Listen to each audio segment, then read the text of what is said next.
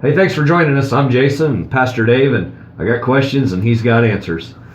Dave, it seems like since 2001, the word Islam or the word Islamic is more relevant in our language today than ever before. I know that's when I started hearing it more so than ever. My question is what is it and where did it come from? Where did it originate? Well, I'm not one that's really versed in a lot of things on that level.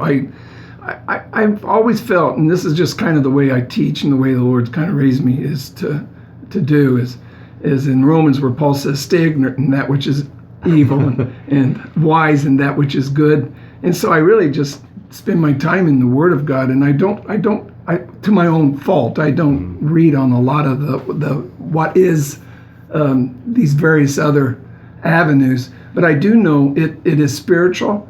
It is very spiritual. Not that I'm not saying Islam is spiritual in the sense that it's something to be a part of and to be excited about something. I'm talking about it. There is from the scriptures. There was a division early on in man, and the Islamic, the Muslim, and this thing of the Isaac and Ishmael. It led into this battle, this friction, and you see it in Israel. You see it in Israel and the Muslim, and this friction is very much spiritual. I don't know all the reasoning behind it, but it's never going to be solved by some kind of a president coming up with a solution. What's going to be solved is when the Prince of Peace comes again.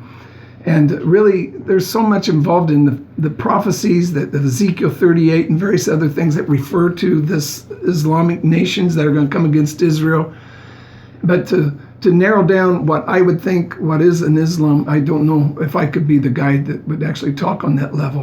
But I do know there's some tremendous teachers out there that have come out of that or been a part of it that can really begin to give understanding in that area. I have to apologize on my understanding, but I try to stay, like I say, with just what I understand the scriptures are, and then he seems to keep me there. Yeah. And so that's where I'm at. Well, that was a question that I was asked by somebody, and I'm exactly where Dave is at. I don't have a clue. And to be quite frank, I'm not sure that I do. I do know this. I know that Christ died for me, and that's what I'm focusing on. That's what I'm going to bank on. Yeah.